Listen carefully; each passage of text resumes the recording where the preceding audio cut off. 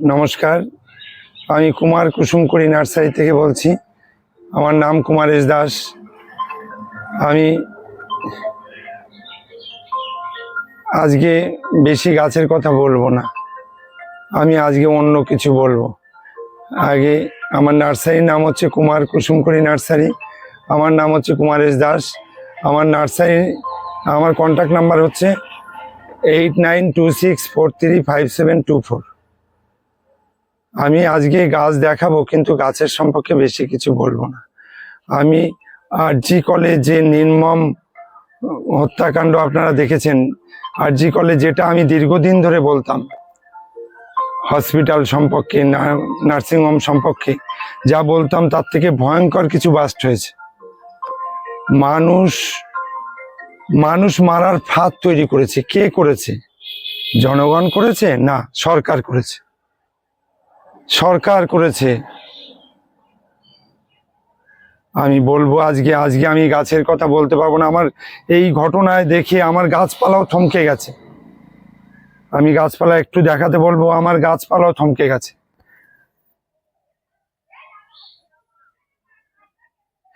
এই অমানবিক ঘটনা দেখে আমি আমার গাছপালার কথা বলবো, এরাও থমকে গেছে।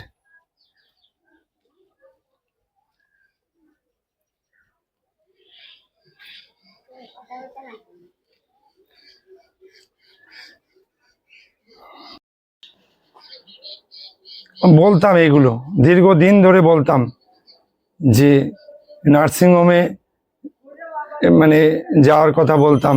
নার্সিংহোমে গেলে এরা অর্থ রোজগার করে, এক একটা মেশিন। এরা মরা মানুষেরও ট্রিটমেন্ট করে, এরা সুস্থ মানুষকে অসুস্থ করেও ট্রিটমেন্ট করে। যা বলতাম তার থেকে অনেক বেশি আজকে আরজি কলে দেখা গেল। শরীরের বিভিন্ন অঙ্গ পাচার, আজকে হার্ট থেকে শুরু করে কিডনি থেকে শুরু করে সব পাচার। কি সাংঘাতিক ভাবে! আর যে মেয়েটির প্রতি যে আজকে অত্যাচারটা হলো, তাকে মেরে ফেলা হলো, ধর্ষণ করা হলো, এটা এটা কতদিন মানুষ সহ্য করবে? মায়েদের প্রতি এত অত্যাচার। আজকে বাবা মা কত কষ্ট করে তাকে ডাক্তারি শিখিয়েছে। সাধারণ মেয়ে না, ও দেবকন্যা। ওর চলে যাওয়াটা একদম মানতে পারিনি। আমার গলার ভয়েসটা, আমার লোকাল কর্ডটা খারাপ হয়েছে।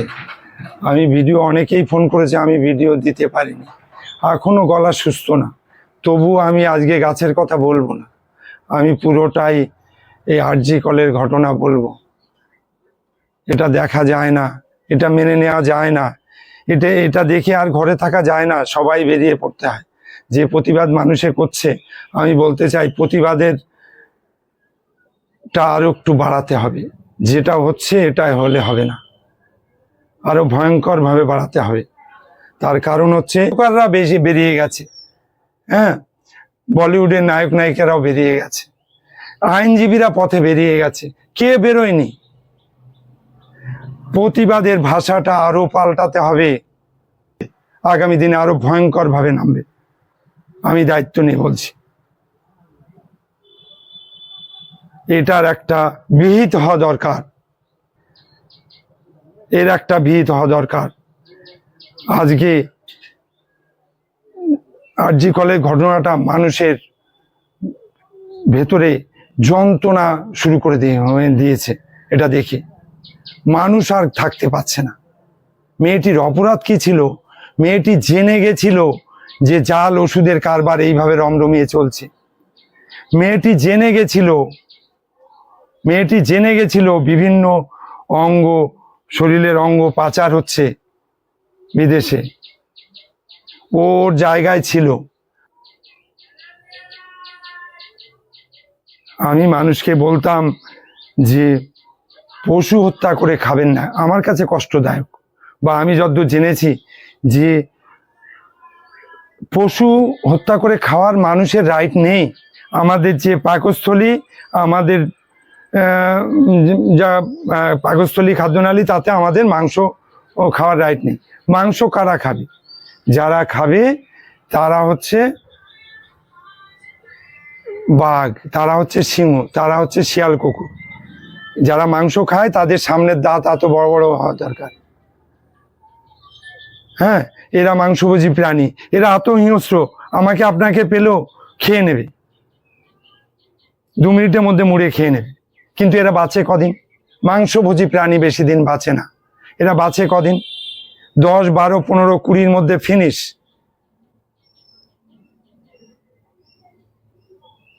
হ্যাঁ, পাশাপাশি এই জঙ্গলে হাতি থাকে বিশাল দেহ নিয়ে, 100 বছরেও কিছু হয় না। আমি তাই বলতাম, এই যে ক্যারেক্টার, যেসব ছেলেগুলো আরজি কলে এই ঘটনা ঘটেছে, যেসব ডাক্তাররা জড়িত আছে, যেসব নার্স বন্ধুরা জড়িত আছে, এরা এই পশুর মাংস বেশি খায়, যার জন্য এদের ক্যারেক্টার এই। পশু হত্যা করে খাওয়া বন্ধ করলে মানুষের ক্যারেক্টারও চেঞ্জ হবে। যেসব সনাতনী মানুষরা এই হরি হরি বলছে, কৃষ্ণ কৃষ্ণ বলছে, রাম রাম বলছে, আমি বলছি এগুলো বলার আগে আগে পশু হত্যা করে খাওয়া বন্ধ করো। পশু খেয়ে, পশুদের যেমন মা বোন জ্ঞান নেই, পশু খেয়ে মানুষ পশুর থেকে খারাপ আচরণ করছে।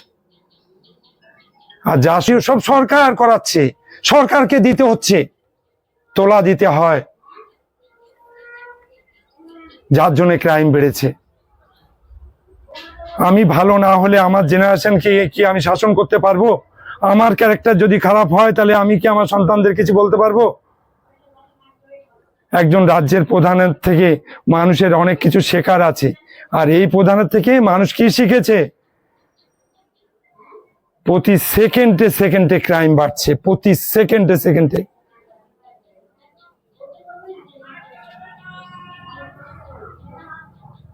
পশু হত্যা করে খাওয়া বন্ধ করলেই মানুষের ক্যারেক্টার চেঞ্জ হবে। আর আমি এই প্রসঙ্গে বেশি সময় নেব না, আমার গলার অবস্থা ভালো না। আমি মানে বড় ENT স্পেশালিস্ট দেখাচ্ছি বাঘা যতীনে। তো আমি এই প্রসঙ্গে আমি কেন্দ্র সরকারকে, আমি মোদিজি, অমিত শাহজিকে বলবো কঠোর থেকে কঠোর আইন আনতে। মায়েদের প্রতি যারা অত্যাচার করছে, যোগীজি যেটা করছে, প্রধানমন্ত্রীকে বলবো এটা ফলো করতে।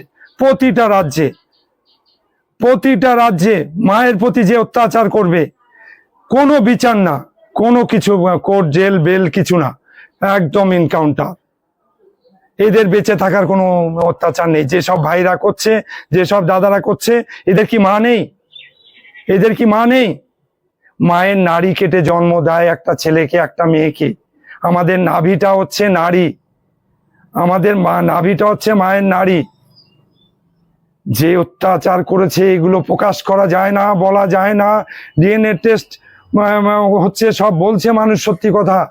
ছবিগুলো যেগুলো ছাড়ছে সব ছবি, আমি পক্ষপাতিত্ব না,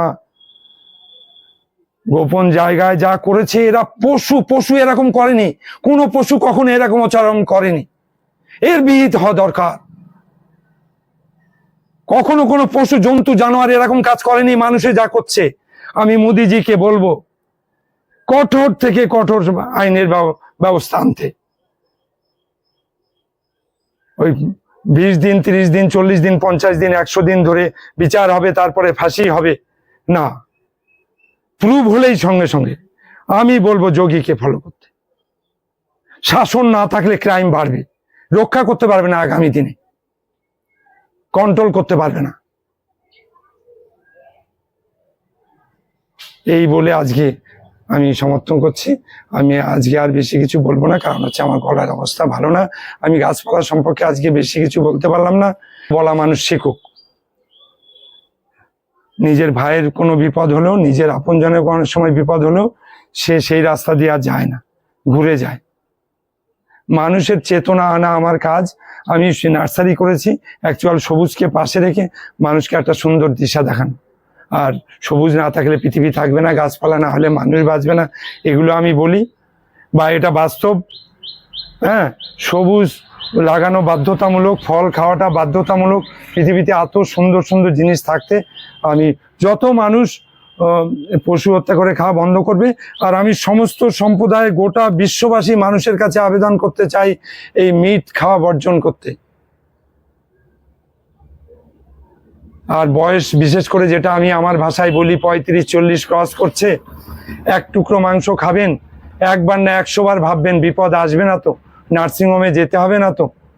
হ্যাঁ, আপনার মেহনতি টাকা সব শেষ হয়ে যাবে না তো?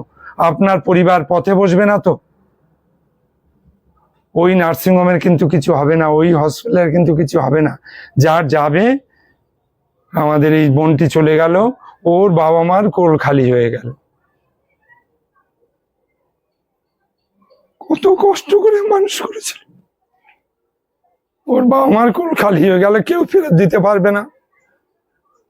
এর দাম দিতে চাই এই সরকার 10 লাখ। আমি মনে করি এই সরকারের একটা ক্লাব সেক্রেটারি হওয়ার যোগ্যতা নেই। রাজ্যের প্রধান তো দূরে থাক, মানুষের অবিলম্বে এই সরকারকে টেনে নামানো উচিত।